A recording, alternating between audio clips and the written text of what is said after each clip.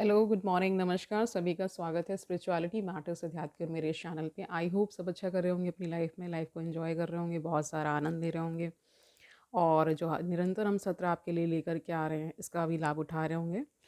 बहुत सारा ज्ञान अर्जन कर रहे होंगे। निरंतर आप अध्यात्म की तरफ जो आपका आकर्षण है वो बढ़ रहा होगा। जो सत्र चल रहे हैं इनका भी भरपूर प्रयोग आप अपने जीवन में कर पा रहे होंगे, समझ पा रहे होंगे कि ये ज्ञान कितना आवश्यक है। तो हम जो टॉपिक कर रहे थे उसका शीर्षक है जिन जान जागा तिन मानिक पाया। ठीक है, अर्थ मैंने पहले एक्सप्लेन कर दिया है, यानी कि जो व्यक्ति जाग जाता है वही ईश्वर उस परम सत्ता को प्राप्त कर लेता है।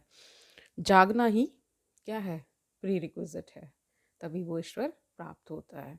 जागते ही उस परम सत्ता का प्रकाश आपको मिलने लगता है, आपके अंदर वो दिव्य ज्योति प्रकाशित हो जाती है। ठीक है, तो जो किताब है वो शिव सूत्र है, वहीं से हम सारे ये सेशंस कर रहे हैं। ओशो के प्रवचन हम कंडक्ट कर रहे हैं, उनकी किताब हम सबके समक्ष है, वीडियो ऑडियो भी हमारे पास हैं, उनका भी हम लाभ उठाते हैं। लेकिन सेशंस करने से खुद जो डिस्कशन हम करते हैं और जो एक विचार और विमर्श का जो सुख है वो हमें मिल पाता है। तो शुरू करते हैं आज का सेशन। ये जो चैप्टर है ये आज को इंक्लूड करके एक दिन और लगेगा और ये कंप्लीट हो जाएगा। शुरू करते हैं। देखिए आज ओशो क्या कह रहे हैं, तुमने अब तक जो भी किया है अचेतन है। हालांकि तुम कहते हो मैंने जान कर किया, वह भी झूठ है। तुम्हारा बच्चा कपड़े फाड़ कर लौट आया है, कि स्लेट तोड़ कर लौट आया है और तुमने उसे मारा है, डांटा है, डपटा है। तुमसे अगर कोई पूछे तो तुम कहोगे कि मैंने होशपूर्वक किया, बच्चे के सुधारने के लिए किया। लेकिन तुम बड़ा विश्लेषण करना, सच में तुमने सोच कर किया है? ये प्रश्न ओशो कर रहे हैं क्योंकि हम कोई भी कार्य सोच विचार कर नहीं करते हैं और इसीलिए फिर उसके जो परिणाम आते हैं उनको भी हम झेल नहीं पाते और निरंतर दुख में जीवन व्यतीत करते हैं। सच में तुम होशपूर्वक थे, ऐसा ओशो पूछ रहे हैं कि तुम क्रुद्ध हो गए, नाराज हो गए और तुमने बच्चे से बदला लिया है। सच में तुम होशपूर्वक थे, बार बार पूछ रहे हैं। ठीक है, बच्चे ने तुम्हारी आज्ञा तोड़ी, तुम उससे नाराज हो। अगर तुम नाराज हो तो तुम जो भी कर रहे हो वह बेहोशी में है, क्योंकि क्रोध बेहोशी है।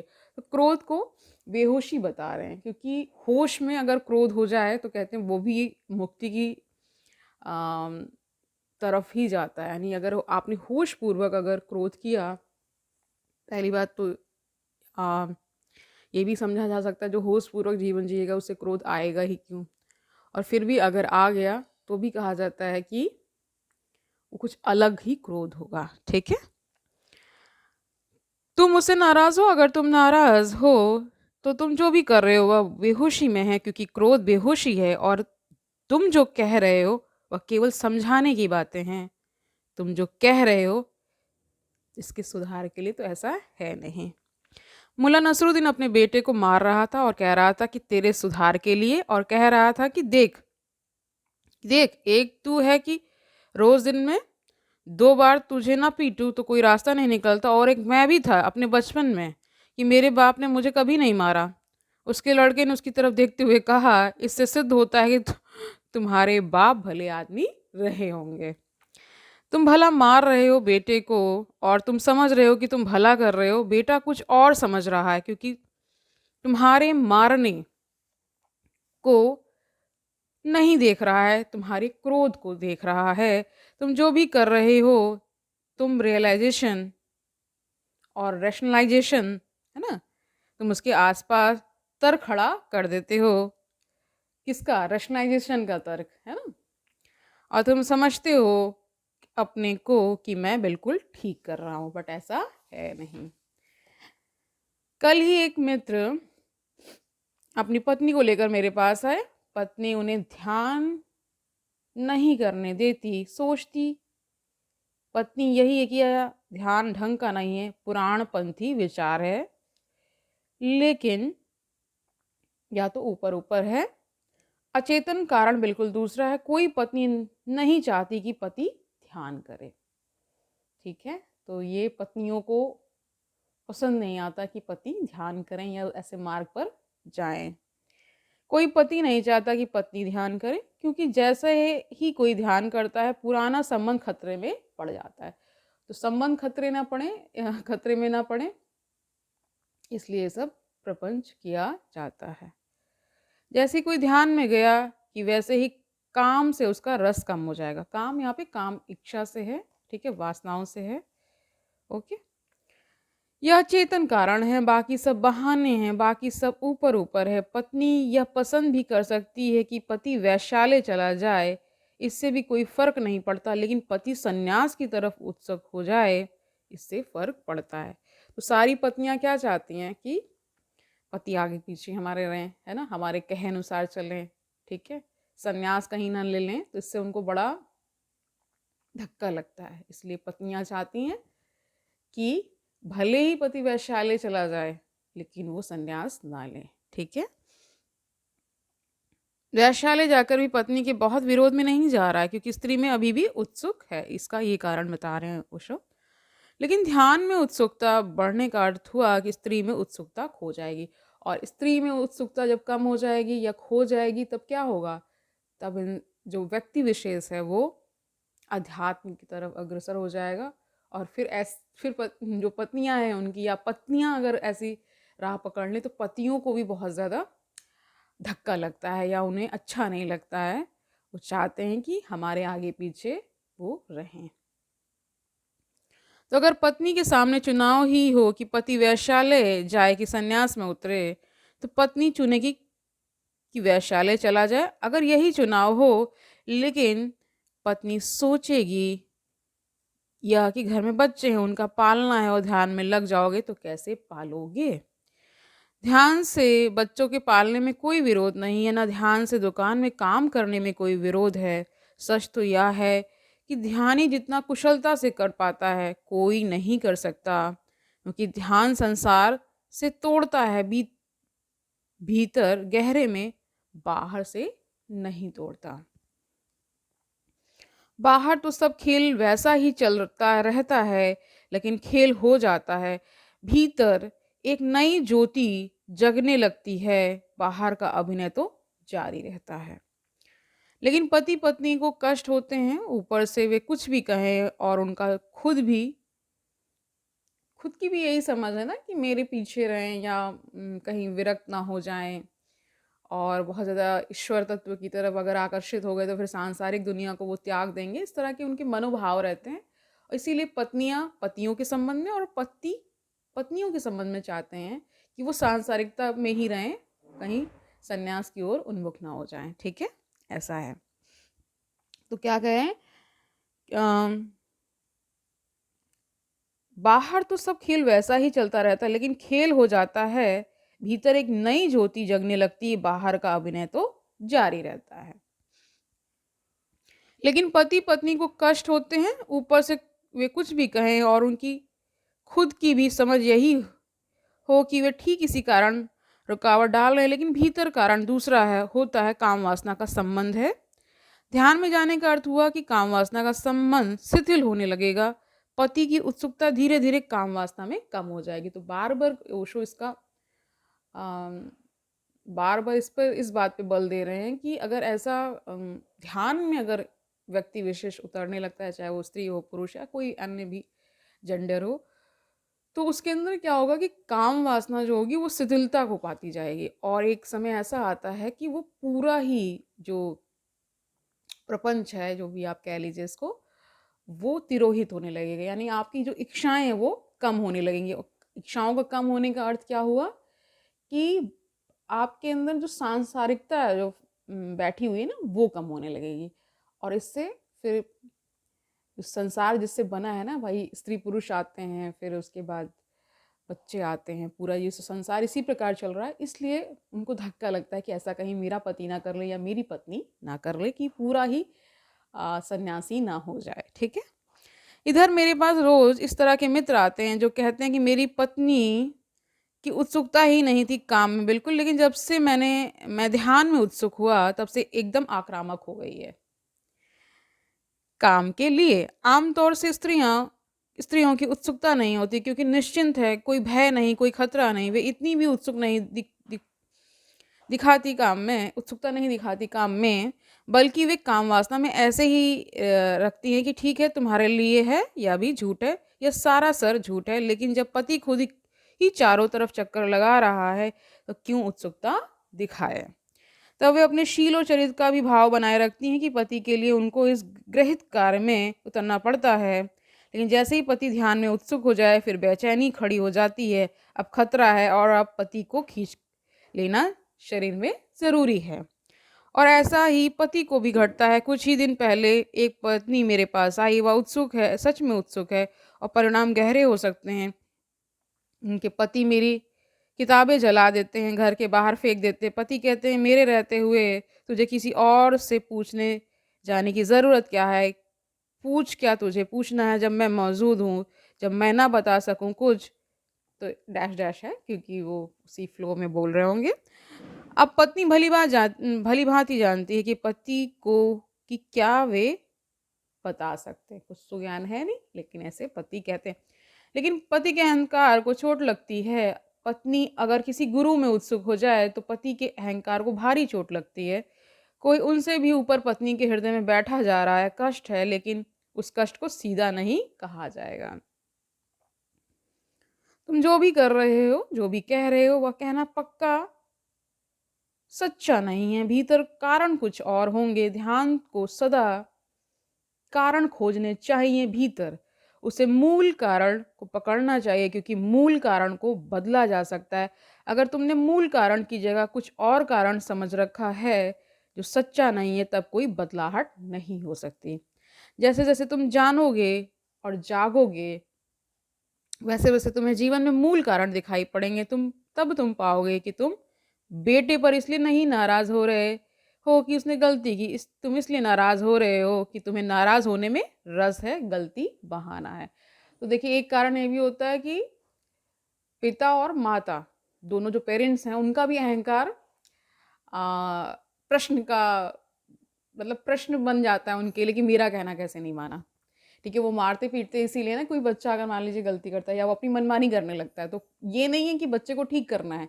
कई बार ऐसा होता है कि वो अहंकार को पुष्टि मिलती है, किसी को दंडित करने से अहंकार को पुष्टि मिलती है, इसलिए लोग ऐसा करते हैं।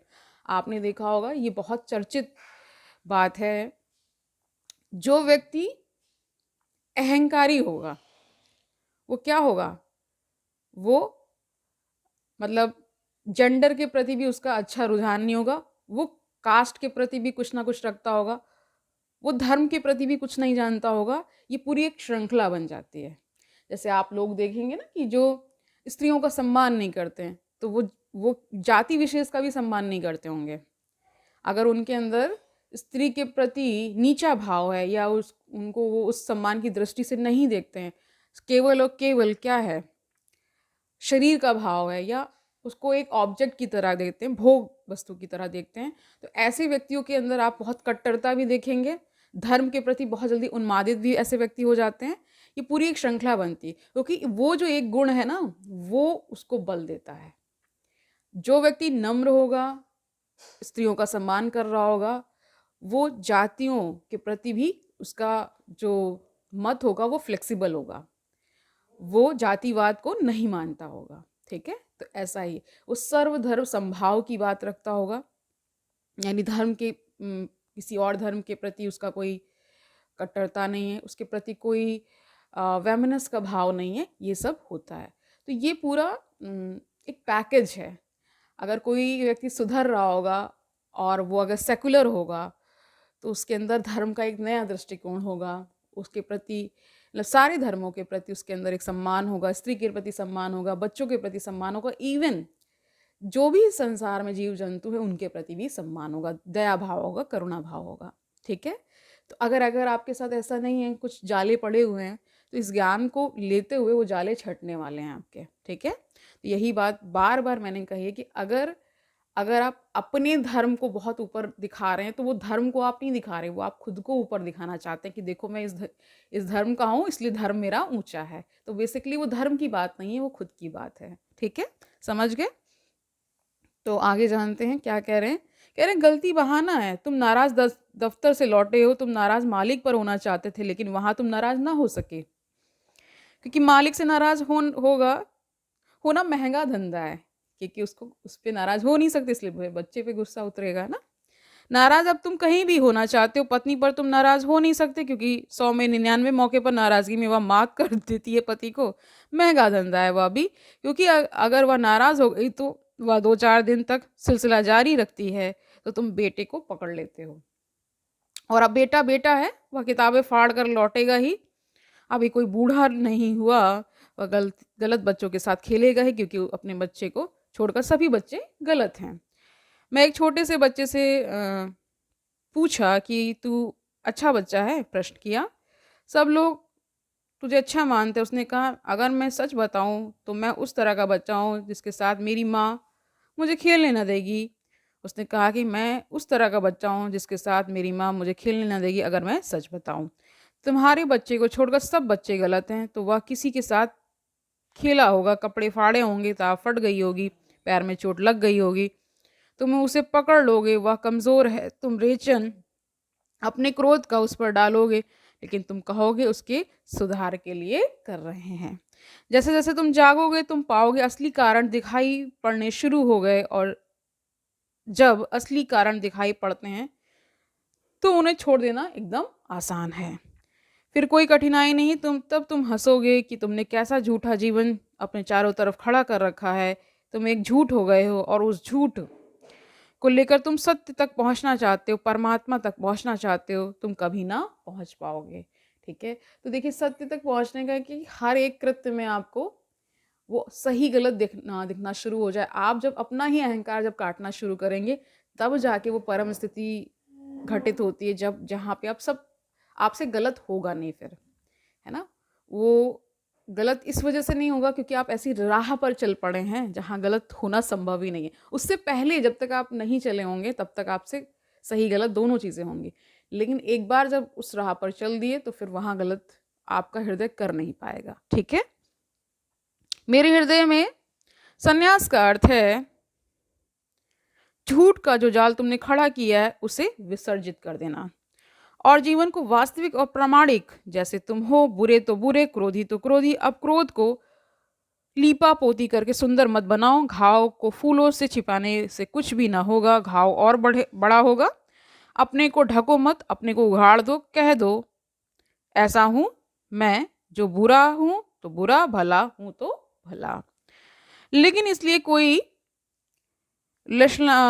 तर्क है ना, रैशनलाइजेशन की बात हो रही है यहाँ पे, कोई विचार की प्रक्रिया से छिपाने की कोशिश मत करो, और बुराइयों के लिए अच्छे कारण मत खोजो, क्योंकि तब बुराइयाँ कभी भी न मर सकेंगी अगर तुमने अच्छे कारण खोज लिए। तो बहुत सारे लोग जो कुछ करते हैं, तो मान लीजिए शराब पीते हैं तो वो ये तर्क देते हैं मेरे पैसे हैं मैं करूँ जो करूँ, तो उस तरह के वो तर्क बहुत सारे देते हैं, और अच्छे तर्क वो ढूंढ कर खिलाते हैं, देखो ये भी तो पीते हैं, तमाम और भी चीज़ें करते हैं ताकि वो अपने कृत्य को जस्टिफाई कर सकें, है ना। ऐसा करते हैं लोग। तुम क्रोध भी करते हो तो अच्छे कारण खोजते हो, फिर क्रोध कैसे मरेगा? अच्छे कारण से तुम सहारा दे रहे हो, तुम क्रोध को भी अच्छा कर ले रहे हो, तुमने सजावट कर ली, तुमने कारागृह को भी घर जैसा बना लिया, चारों तरफ फूल पत्ती सजाकर अब तुम बड़े मजे में हो, तुम बीमारी को भी स्वास्थ्य जैसा समझकर बैठे हो, तब फिर छुटकारा नहीं हो सकता। जागृत हुआ व्यक्ति जैसे जैसे जागेगा वैसे वैसे पाएगा उसका जागरण झूठ, वैसे वैसे पाएगा उसके सपने विकृत, उसकी निद्रा अशांत। वह तीनों तलों पर एक बेचैनी, एक परेशानी, एक उपद्रव चल रहा है, और जैसे जैसे वह देखने लगेगा सच्चाई और झूठ कारणों को हटा देगा, झूठे कारणों को बता रहे हैं कि हटा देगा, वैसे वैसे वह पाएगा कि झूठे कारणों के हटते ही सच्चाई के दिखाई पड़ते ही उसका होश और सघन होने लगेगा, सघन होने लगा। तुम्हारी हालत वैसी ही है कि मैंने सुना है एक आदमी रात सोया, भूकंप आ गया, आधी रात में जोर के बादल गरजे, बिजलियां चमकी, पत्नी घबरा गई, उसने पति को उठाकर कहा कि उठो जी, लगता है मकान गिरेगा। उस आदमी ने कहा हम सिर्फ किराए से रहते, शांति से सो जा, मकान अपना नहीं है। तो हमारी सारी स्थिति यही है, इसी प्रकार की है। तुम जिस मकान में रह रहे हो वह भला तुम्हारा ना हो, लेकिन गिरेगा तो तुम मरोगे। तुमने जो झूठ खड़ा खड़ी कर रखी है, वे भला तुम्हारी ना हो, क्योंकि बहुत से झूठ उधार के भी हैं। कुछ गुरुओं से सीखी हैं तुमने, कुछ शास्त्रों से सीखी हैं, कुछ संप्रदायों से सीखी हैं, वे तुम्हारे भी नहीं हैं, मगर गिरेंगी तो तुम मरोगे और तुम झूठ से घिरे हो। लेकिन झूठ कारगर मालूम होती है अभी, क्योंकि उससे तुम्हें चेहरे को सुंदर बनाने में सुविधा मिलती है। झूठ से तुम सजे सजे लगते हो, भीतर तो दुख है, पीड़ा है, ऊपर मुस्कुराहटें हैं, वे सब झूठी हैं। तो एक गाना भी है, मुस्कुराहटें झूठी हैं, आई थिंक तलाश मूवी का, बहुत ही शानदार मूवी है, उसको देखिएगा, अच्छा कंटेंट है उसमें। और यहाँ पे ओशो कह रहे हैं कि जितना भी आपने झूठ प्रपंच रचा है उसके कारण ही सारा ये चल रहा है, और इसलिए आप झूठ को भी और अपने गलत कृत्यों को भी जस्टिफाई करते हैं। जैसे क्रोध करेंगे तो उसको जस्टिफाई करेंगे, इसने गलत किया था इसलिए मैंने कर दिया ऐसा, इस तरह से। ठीक है, वे सब झूठी हैं। बेहतर है तुम रो, आंसू गिरने दो, बह जाने दो रंग रोगन जो तुमने लगाया है ऊपर से। रंग रोगन का अर्थ है जो ऊपर आप बहुत सारा मेकअप और ये सब करके बैठते हैं ना, लीपा पोती कर लेते हैं कि सुंदर दिख रहे हैं, वो सारी। तो यहाँ पे मेटाफर है ये, यहाँ पे मेकअप एक मेटाफर की तरह यूज हुआ। इसका मतलब ये कि आपने बहुत सारे झूठ प्रपंच जो उसका जो मेकअप आपने कर रखा है, क्रोध का मेकअप कर रखा है, बार बार आता ही है, जो आप बार बार ऐसे कृत्य करते हैं, है ना, लड़ाई झगड़ा करते हैं, कभी धर्म के नाम पे, कभी कास्ट के नाम पे, इस तरह के। तो ये सब क्या है, ऊपर ऊपर रंग रोगन आपने कर रखा है, अंदर से आप क्या है, बहुत ही झूठे व्यक्ति हैं। इसलिए ऐसा सच्चा व्यक्ति क्या होगा, वो सब कुछ बराबर ही आंकेगा, चाहे वो नीचे पोजीशन में ही, है ना, पोजीशन हायरार्की में देखिए आप कितना लोग एक दूसरे का शोषण करते हैं, कितना लोग को नीचा दिखाते हैं। ये नहीं पता है कि सारे तो कार्य ही हैं। मान लीजिए चपरासी भी है, उसका अपना कार्य है, कोई सफाई करता है उसका कार्य है, कोई बड़ी पोजीशंस में, बड़ा और छोटा तो हमने ही बाउंड्रीज बनाई है ना, ईश्वर ने थोड़ी ना बना के दी है, ये सब हमारा ही बनाया हुआ है। ठीक है, तो जो अध्यात्म में आ जाता है उसको ये सब फर्क, ये सब बाउंड्रीज उसकी मिट जाती हैं, तभी वो चल पाएगा, अदरवाइज तो फिर वो सांसारिक ही रहा ना, है ना।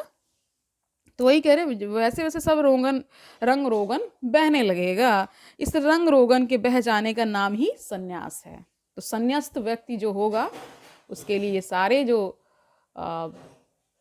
आपको बाहर जो लोग को जितना करते हुए आप देखते हैं वो सब उसका कट जाता है, यानी कट जाने का अर्थ है वो वैसा कृत्य नहीं कर पाते। फिर जैसे जैसे तुम भीतर सच्चे होते जाओगे वैसे वैसे तुम पाओगे कि बीमारी को मिटाना जरा भी कठिन नहीं है, लेकिन झूठी बीमारी को मिटाना बहुत कठिन है। ऐसा समझो कि तुम कैंसर के मरीज हो, लेकिन डर के मारे तुम यह स्वीकार नहीं करते कि मैं कैंसर का मरीज हूँ, क्योंकि फिर कैंसर घबराता है तो तुम समझते हो सर्दी जुकाम है, कि कुछ नहीं, सर्दी जुकाम, और तुम सर्दी जुकाम का इलाज कराते रहते हो। इससे क्या होगा, इससे कितनी देर तक तुम धोखा दे पाओगे खुद को। गुरजेफ का नाम सुना होगा।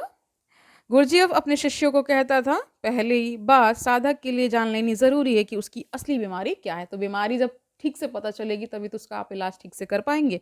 और सभी साधक सबको उसको छिपाते हैं, और जो असली बीमारी को छिपा लेता है उसका निदान ही नहीं हो पाता, डायग्नोसिस नहीं हो पाती, और तुम झूठी बीमारी का इलाज करते रहते हो। तो ज़्यादातर झूठी बीमारियों का ही इलाज होता है ना। उस इलाज से भी तुम मरते हो, बच नहीं सकते, क्योंकि वह बीमारी ही कभी तुम्हारी बीमारी न थी।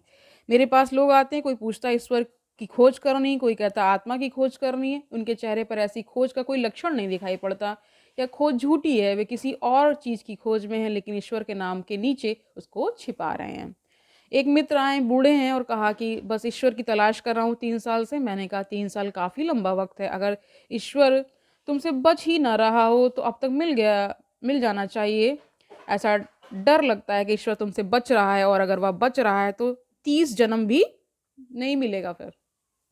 ठीक है, और या फिर तुम कहीं और खोज रहे हो, उसके घर की तरफ तुम जाते नहीं, या तो तुम उससे बच रहे हो या वह तुमसे बच रहा है। तुम मुझे ठीक ठीक बताओ मामला क्या है। नहीं, उन्होंने कहा कि मैं बिल्कुल खोज रहा हूँ, ईश्वर की खोज कर रहा हूँ और ध्यान साधना सब कर रहा हूँ, लेकिन कुछ फल नहीं होता।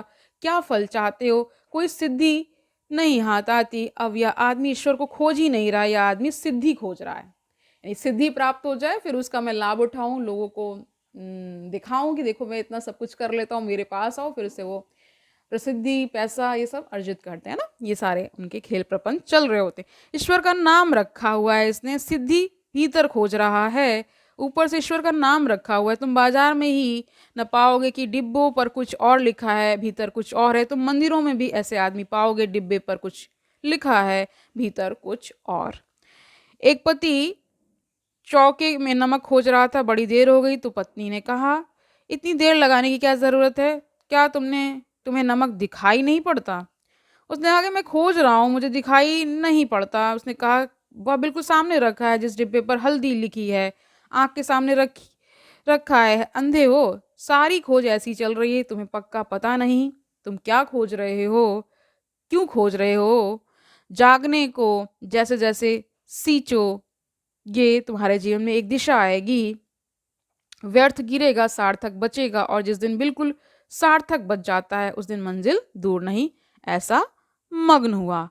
और जैसे जैसे यह तुरीय की मग्नता भरेगी, जैसे जैसे यह मस्ती तुम्हारे जीवन में आएगी, यह मस्ती बड़ी अलग है। भाषा में तो हमें उन्हीं शब्दों का उपयोग करना पड़ता है जिनका उपयोग होता है।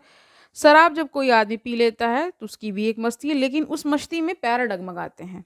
यह मस्ती बिल्कुल उल्टी है। यह डगमगाते पैर यहाँ डगमगाते पैर जो होते हैं ठहर जाते हैं। शराब की एक मस्ती है, उसमें आदमी अपने को भूल जाता है। यह मस्ती बिल्कुल उल्टी है, यहाँ आदमी अपने को याद रखता है।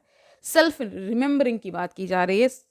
सुरती आ जाती है, स्मृति आ जाती है। एक मस्ती शराब की है कि उस नशे में आदमी भूल चूक करता है, गलत भटक जाता है। और एक मस्ती तुरीय की है, ये चौथी अवस्था है ना, जहाँ आदमी से भूल चूक होनी असंभव हो जाती है ना।